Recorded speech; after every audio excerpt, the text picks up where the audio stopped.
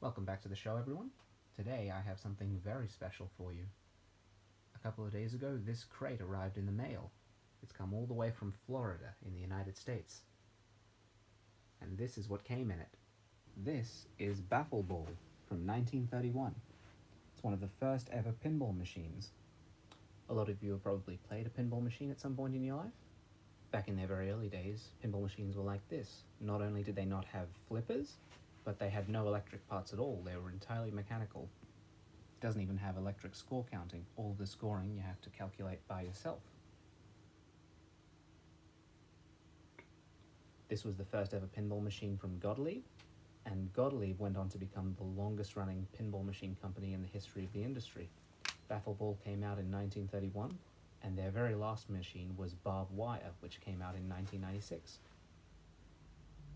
And for quite a while, all pinball machines were like this. Even when electric scoring came in, they still, for quite a while, didn't have flippers. The only objective of the game was to shoot the ball and try and make it land in the right holes.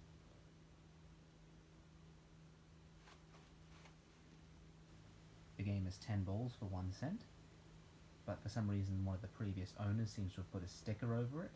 Right now I'm just trying to find a way to get the sticker off without damaging the artwork.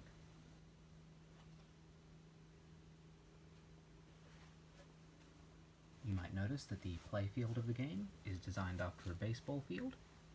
There's a whole heap of little posts or pins for the balls to bounce off of, and this is where the name pinball comes from. I'll give you a look inside the machine.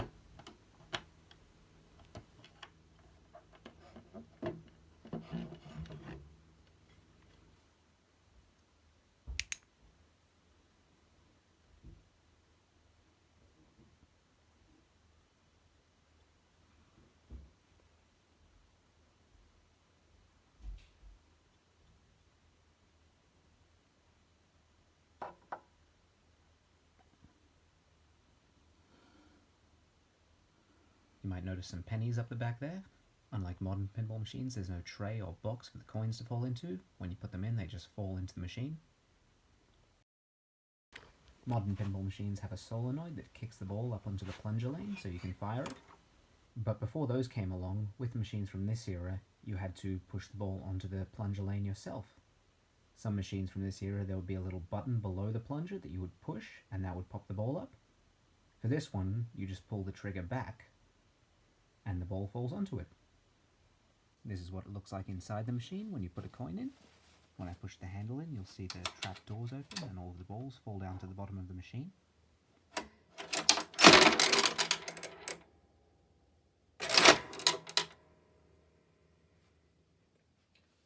Now I'll give you a demonstration of the game in action. I've taken the glass off so you can get a bit of a better look at the playfield. And how it works is, you've got 3 marbles each of these colours, and then 1 gold marble. And if you can land a marble in a target of the same colour, then that gets you double points for that shot. And if you can land a ball in the baffle point saucer, that doubles the score of the entire game, if you don't knock it off by the end of it. I haven't been able to find the exact right type of ball bearings that you meant to use for this game, so I just have used some marbles from my own collection. I've used red for the brown target. So let's try it out.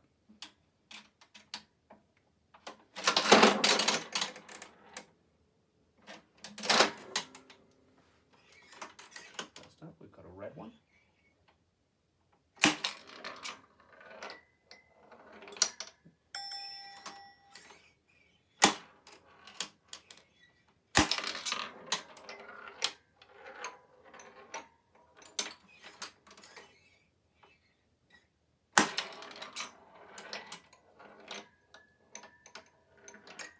Ooh, not bad there.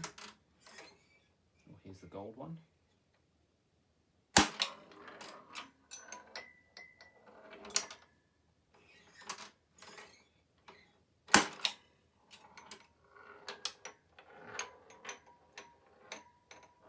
Way too soft on that shot.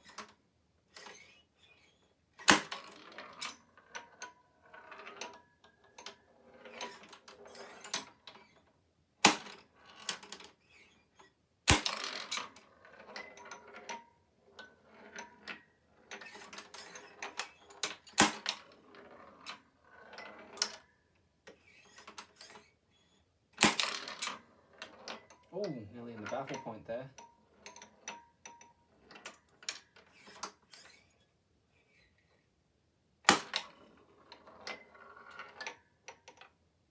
Oh, it's gotten stuck. A bit too big for the machine. Let's just knock it loose.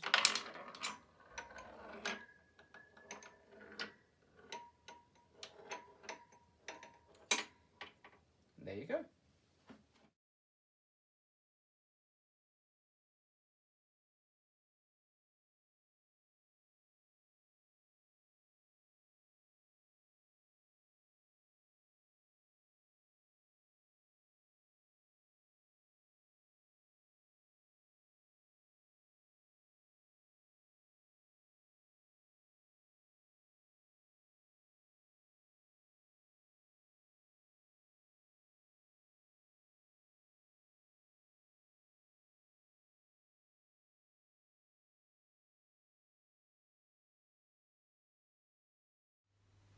And although Baffle Ball is one of the first ever coin-operated pinball machines, the origins of pinball can be traced back to hundreds of years before 1931 to a game called Bagatelle.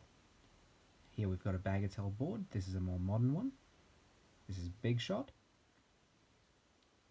Bagatelle was a parlor game where you would try and launch balls and land them in the right holes. On some Bagatelle games, instead of launching the ball, you would roll them yourself or hit them with a cue stick, like on a pool table. Here's the plunger.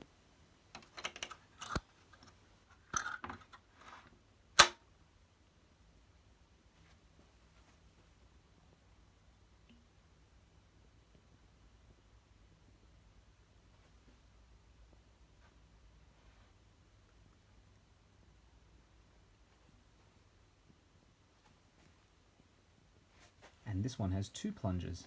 If the ball lands on this one, you get to fire it again.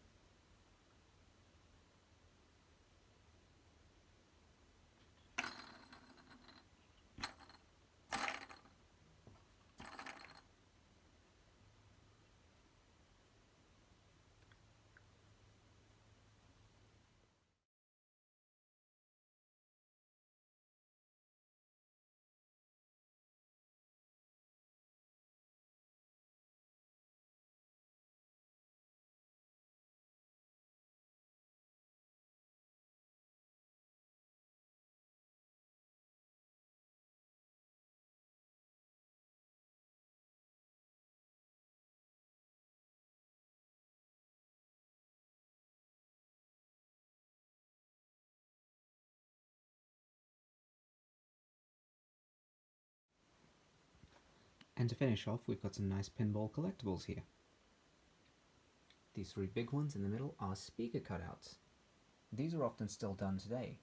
What they do is, when a pinball machine is first released, they'll put something like this over the speakers, and then they'll cut them out and give them away as a promotional item. This one here is from the Addams Family pinball machine. It came out nearly 30 years ago and it's still the best-selling pinball of all time.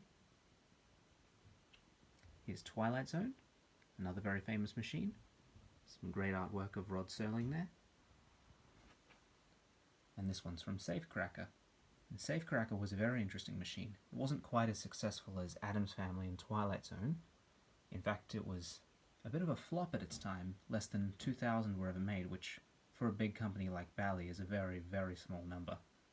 With Safecracker, they tried to introduce a new feature, where half of the game you would play like a normal machine, and then for the second half you would play it as a board game on the scoreboard. And if you were able to win the board game, the machine would actually eject a token, which would roll down the glass for you to catch as a prize. And here are a few of those tokens. There are a bunch of different versions. You were supposed to try and collect them all.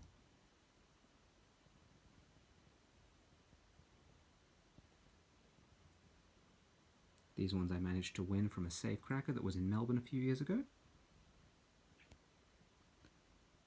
This one's a bit shinier because it's newer. This is a special one that was made for the Texas Pinball Competition. No idea at all how it managed to end up in an Australian machine. Even when I showed it to the guy who owned the machine, he was confused. And here we've got this very nice sticker. These were released as a little free souvenir with the Tales of the Arabian Nights pinball machine to celebrate the 50th anniversary of the Williams Pinball Company. And then here we've got a pinball. They're much heavier than they look.